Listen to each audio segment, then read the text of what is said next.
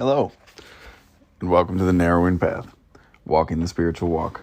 My name is Steve Van Einstein. Thank y'all for joining me today as we go through and we do the May 10th reading of James Allen's Daily Meditations. May has been filled with a lot of great readings so far. Yesterday's was another great one, and just talked about how what we resist, we become associated with. What we become it, right? So we're not supposed to resist these things. Let them be what they are, and we behave correctly. We practice our programs, our spiritual walks. We live in a spiritual way. We act out of love, not disgust. And then 2 days ago on the 8th, there was just a great tool to use to check yourself, right? To check how you're functioning in the world and how you're interacting in the world. So great stuff. So I'm excited to see what the 10th brings, and this will be fresh to you and fresh to me, meaning that you'll get my genuine response, reactions, observations, and what I relate to about the reading, as this will be the first time I read it on the air with you guys. So here we go.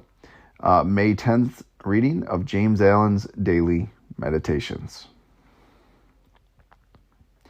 Humanity is essentially divine. So long has men dwelt in the habitations of sin, that he has at last come to regard himself as native to it, and as being cut off from the divine source, which he believes to be outside and away from him. Man is primarily a spiritual being, and as such is of the nature and substance of the eternal spirit, the unchangeable reality, which men call God. Goodness, not sin, is his rightful condition. Perfection, not imperfection, is his heritage. And this a man may enter into and realize now, if he will grant the condition, which is the denial or abandonment of self, that is, of his feverish desires, his proud will, his egotism, and self-seeking. All that which St. Paul calls the natural man. Jesus, in his divine goodness, knew the human heart and knew that it was good. What a perspective to take, right? That's reading was, I'm processing it, but I very much enjoy that perspective, right? That we do not originally come from sinful living. That's the origin story of many religions, Christianity specifically, but we've become native to it, meaning we've become normalized to the fact that we are sinful creatures, when in reality our natural state is to not be sinful, right? Our natural state is goodness. And the most amazing thing is I found that to be true for me. Like my natural state, when I'm not running on fear, when I can get myself out of the way and the fear out of the way, my goodness, it's a freeing life. It's a very good and righteous life you can live. So when we're not involved with ourselves, right, and taking actions based purely out of our own emotions for our own good, that righteous lifestyle is right there. That contentment and peace with life is right there. So this is really an amazing thing, that we are actually naturally inclined to practice goodness and to align with that God of our understanding, right? But we've normalized to the fact that we do not.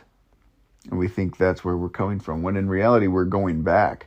We're returning to our origins, not forging new paths. So it's very interesting, and I really, really, really enjoyed that. So let's go ahead with the beginning of this again. Humanity is essentially divine, and everybody, the human, humanity in general, every single human is essentially divine.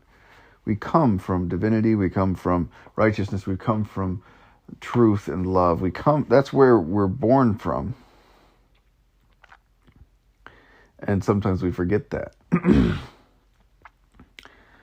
So long as man has dwelt in the habitations of sin, that he has at last come to regard himself as native to it, and being cut off from the divine source, which he believes to be outside and away from him.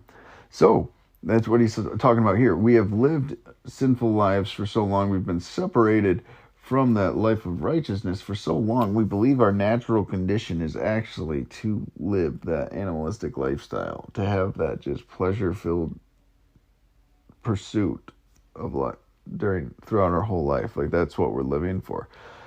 So we've come to feel like it's native to us, and being cut off from the divine source, which he believes to be outside and away from him. And that would insinuate, in what I believe and what he's talked about before, that the divine source is internally to us.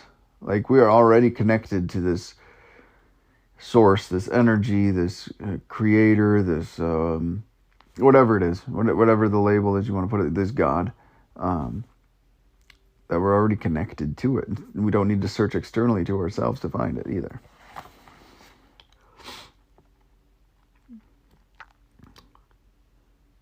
Man is primarily a spiritual being. That took me a while to understand. Actually, it took me a while to disassociate who I am from the physical representations of what I thought were my character and my defining factors. Like, I am not my body. I am not my mind. And all the fear springs from my mind. There's a lot of suffering that can come from the physical body, right? Like, there's a lot of things that can happen. But to understand that those are not me, I'm a spiritual entity that's just taking this skin suit for a test drive, as some say. It's an important thing to keep perspective. So, man is primarily a spiritual being, and as such is the nature and substance of the eternal spirit, the unchangeable reality, which men call God. So he's saying we're made of the same thing God is made of. We are part of this creator. We are part of this God. That we are part of this unchangeable reality.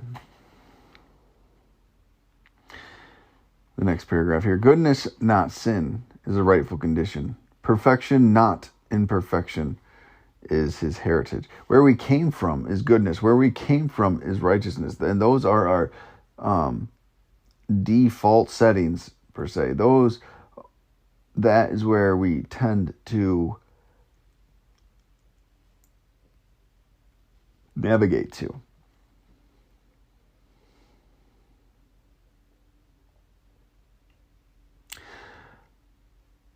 And that's where we were born from, too. I like that. And perfection, not imperfection, is his heritage. And this a man may enter into and realize now. So we can get that back. We can get the goodness and the righteousness back. Like, we can achieve those things. We can strive towards those things. So the perfection that he talked about here. And goodness, not sin. And this man may enter into and realize now, if he will grant the condition. So it's not that far out of our reach to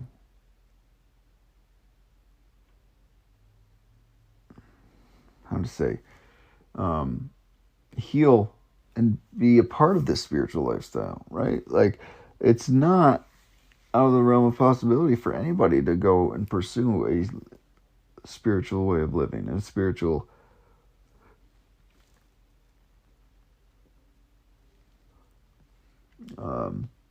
practice. Maybe the best way to say that.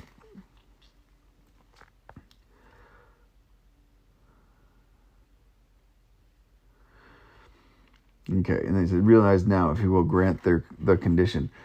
And then now we're going to talk about what that condition is, which is the denial or abandonment of self. That is, of his feverish desires, his proud will, and his egotism, and self-seeking. All that, which St. Paul calls the natural man. So, to get back to this path of righteousness, to get back to this path of goodness, right? That's what we're talking about right here. So, to get back to that, though, what we have to do is sacrifice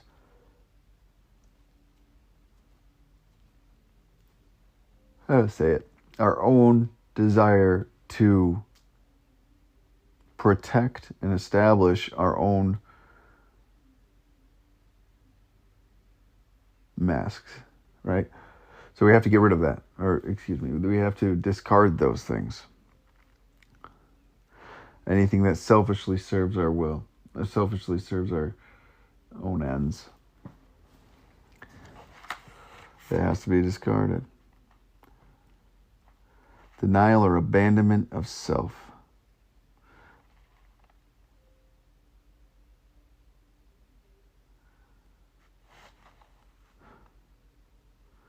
What an amazing thing. What an amazing concept. I was so terrified that I wasn't going to like myself after I got sober because I didn't know who I was. I had a pretty harsh judgment of me, and I didn't even know what I was judging or who I was judging, right?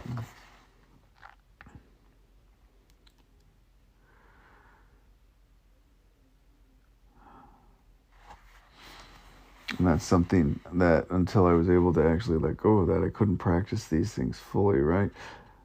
Goodness, not sin, is his rightful condition. Perfection, not imperfection, is his heritage. And this a man may enter into and realize now, if he will grant the condition, which is the denial of abandonment of self. That is, of his feverish desires. So again, our lustful thinking, our gluttonous thinking,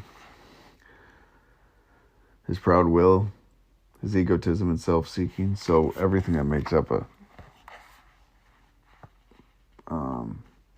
self-absorbed person.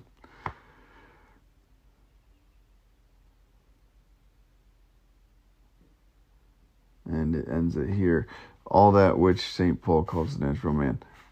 Right? Like that's the nature in us. That's the beast in us. That's the animal in us, is to follow that set of rules. And I don't know.